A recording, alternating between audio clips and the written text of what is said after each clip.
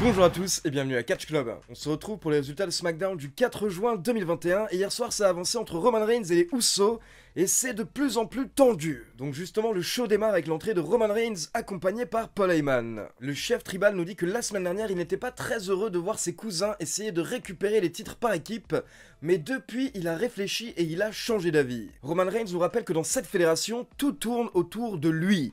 Mais en soi, il l'aime donner. Puis Roman Reigns envoie un message directement à Jimmy Uso. Il dit que si Jimmy Uso nous assure qu'il va remporter les titres par équipe, alors à ce moment-là, il vaut mieux qu'il gagne. Puis Roman Reigns ne veut pas perdre plus de temps, donc il demande à Paul Heyman de ramener ses cousins, et nous avons droit à l'entrée des Usos. Les Usos montent sur le ring, et directement vous avez Jey Uso qui va checker son cousin Roman Reigns.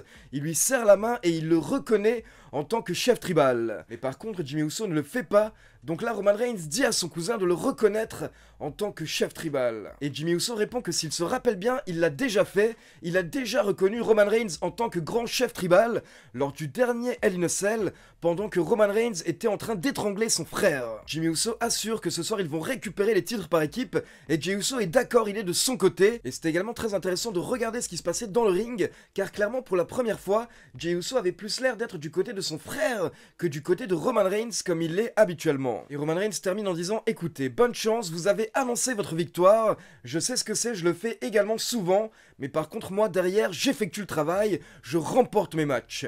Donc ce soir c'est à vous de remporter le match, et n'oubliez pas que toute la famille vous regarde, toute la famille vous surveille, vous représentez notre famille ce soir, donc je compte sur vous pour me ramener les titres par équipe à la fin de la soirée. Et donc directement on enchaîne avec les Usos contre les champions par équipe, Rey Mysterio et Dominic Mysterio. Et on a eu le droit à des Usos très agressifs, on a pu le voir notamment quand Jey Uso a porté un Samoan Drop sur Rey Mysterio sur la table des commentateurs. Et quelques instants plus tard on se retrouve avec Dominic et Jimmy Uso dans le ring, Dominic se retrouve sur Jimmy Uso et il effectue le tombé pour la victoire.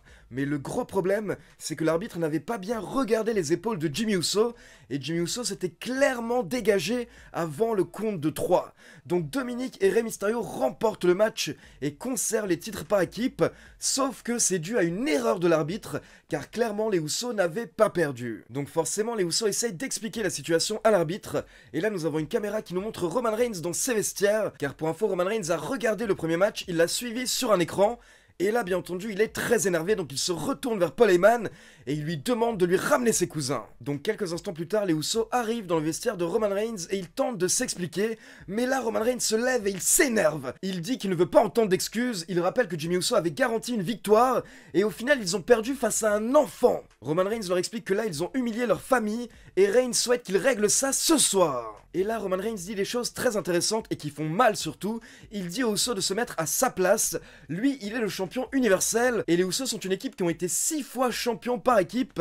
Mais pourtant, à côté de ça, ils ne sont apparus qu'une fois sur la carte principale de WrestleMania. Alors que maintenant, après avoir passé quelques mois avec Roman Reigns, Jey Uso était quasiment devenu un main eventer. Donc encore une fois, Roman Reigns essaie de faire comprendre à Jey Uso que c'était mieux pour lui d'être solo que d'être avec son frère. Et là, on a eu un moment tellement bien interprété par Roman Reigns, le chef tribal s'est tourné et il a dit: est-ce que tu comprends ma position, Jimmy? Et là, on a le Uso qui se retourne et qui répond à Roman Reigns: mais bro, je suis pas Jimmy, je suis Jey. Donc Jey Uso qui était dégoûté que Roman Reigns ne le reconnaisse pas, Jimmy Uso qui était également dégoûté parce qu'il comprenait le plan de Roman Reigns, et franchement c'était parfait, c'était tellement bien joué, et ça nous rappelait ce que Roman Reigns avait dit la semaine dernière. La semaine dernière, Roman Reigns avait averti Jey Uso en lui disant que ces derniers mois les fans avaient enfin compris qui était Jey Uso, mais bientôt à nouveau les fans vont les confondre, et hier soir Roman Reigns a fait exprès de confondre Jimmy et Jey Uso. C'était parfait. Et juste pour terminer de faire le lèche-cul, mais bon, de toute manière, il ne regarde pas cette vidéo, mais honnêtement, Roman Reigns, c'est un plaisir de le suivre du côté de SmackDown, et semaine après semaine, c'est limite de mieux en mieux. Puis on passe en coulisses pour une interview de Seth Rollins par Kayla Braxton, et directement dès la première question, on sent que Rollins est tendu. Rollins répond qu'il n'a pas à s'expliquer par rapport à ses attaques sur Cesaro, car il ne doit rien à Kayla Braxton ou aux fans. Mais là, Kayla Braxton rappelle à Seth Rollins que tout le monde sait que Cesaro n'abandonne jamais.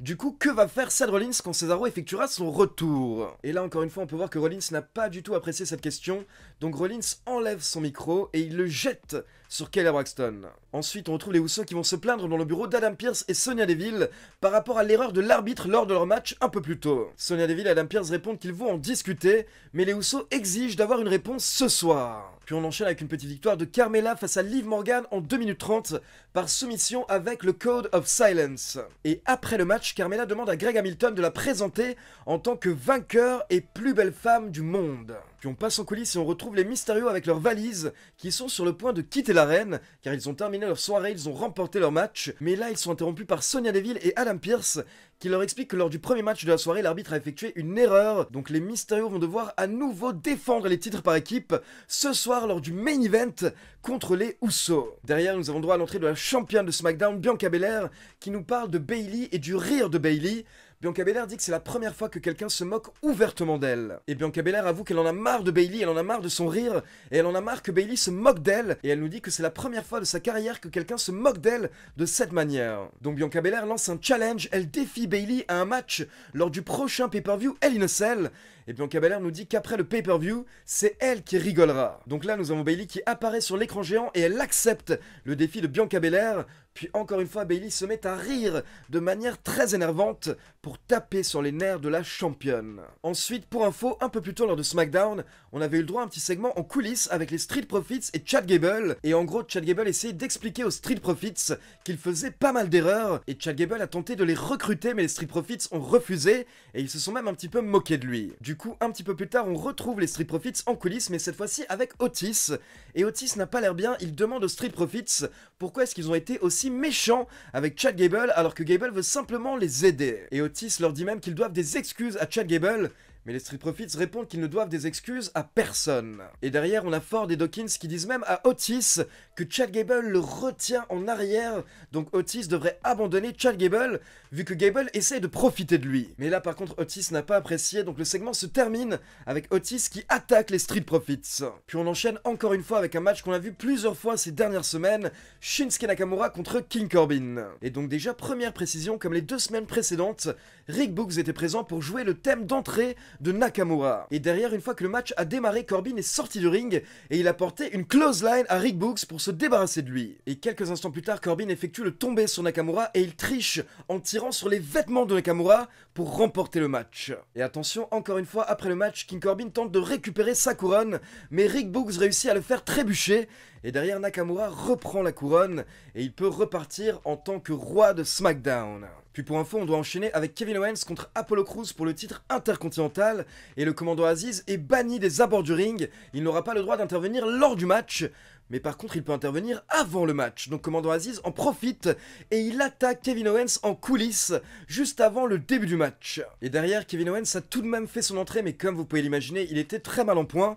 Et au final, c'est Apollo Crews qui remporte le match en environ 12 minutes. Et après le match, on a le commando Aziz qui vient célébrer avec Apollo Crews, il quitte le ring, et pendant ce temps, on a Sami Zayn qui fait également son entrée. Zayn monte sur le ring, il fonce sur Kevin Owens et il lui porte un Helluva Kick. Et là, Sami Zayn commence à gueuler, il nous explique qu'il s'acharne sur Kevin Owens, alors que Kevin Owens va déjà mal, pour lui faire comprendre que c'est exactement ce qu'il lui a fait il y a quelques semaines. Kevin Owens s'est acharné sur Sami Zayn, alors que Sami Zayn allait déjà mal.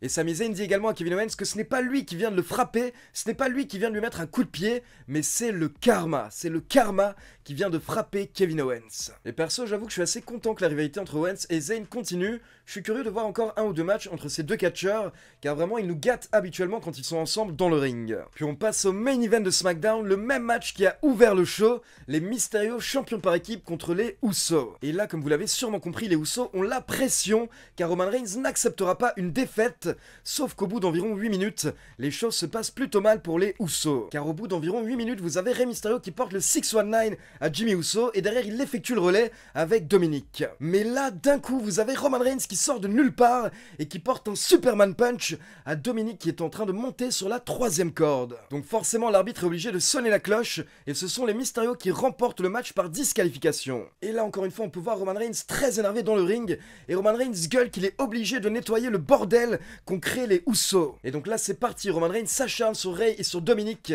il les jette à l'extérieur du ring, il les jette sur les barrières, puis Roman Reigns ramène Dominic dans le ring, et il s'acharne avec des coups de poing sur le jeune Mysterio, puis il lui porte sa soumission, le guillotine choke, Et clairement, là, Dominic est totalement KO, ce qui fait qu'au bout d'un moment, Jimmy Uso intervient et il dit « Écoute frère, ça suffit maintenant !» Donc Roman Reigns lâche la prise et là, on a Jimmy Uso qui quitte le ring et Jey Uso allait le suivre, mais là, d'un coup, Roman Reigns va vers Jey Uso et il l'arrête. En gros, il lui met un petit coup de pression et donc Jey Uso s'arrête et il reste dans le ring avec son cousin. Donc on peut voir que malgré tout, pour le moment, Roman Reigns a toujours cette influence sur Jey Uso qui préfère suivre son cousin plutôt que son frère. Et derrière, Roman Reigns termine le travail pour lui prouver que personne ne lui dit ce qu'il doit faire. Donc il retourne sur Dominic, qui lui met des coups de poing, puis il enchaîne avec un powerbomb. Donc écoutez, la seule remarque que je vais faire par rapport à SmackDown, c'est que Roman Reigns est génial. Roman Reigns est un dieu actuellement parmi les mortels du côté de la WWE et j'espère rapidement que d'autres catcheurs pourront atteindre ce niveau car actuellement j'ai vraiment l'impression que Roman Reigns est la seule méga star de la fédération. Et comme je vous en ai parlé dans la dernière vidéo news, d'après les rumeurs, on se dirige vers un Roman Reigns contre Jimmy Uso lors du prochain pay-per-view Hell in a Cell. Donc voilà, c'est tout pour les résultats de SmackDown. Maintenant, comme d'habitude, c'est à vous. N'hésitez pas à me laisser vos avis dans les commentaires. Comme d'habitude, n'oubliez pas de liker la vidéo, de vous abonner à la chaîne et de cliquer sur la petite cloche pour être informé de la sortie des prochaines vidéos. Ciao tout le monde!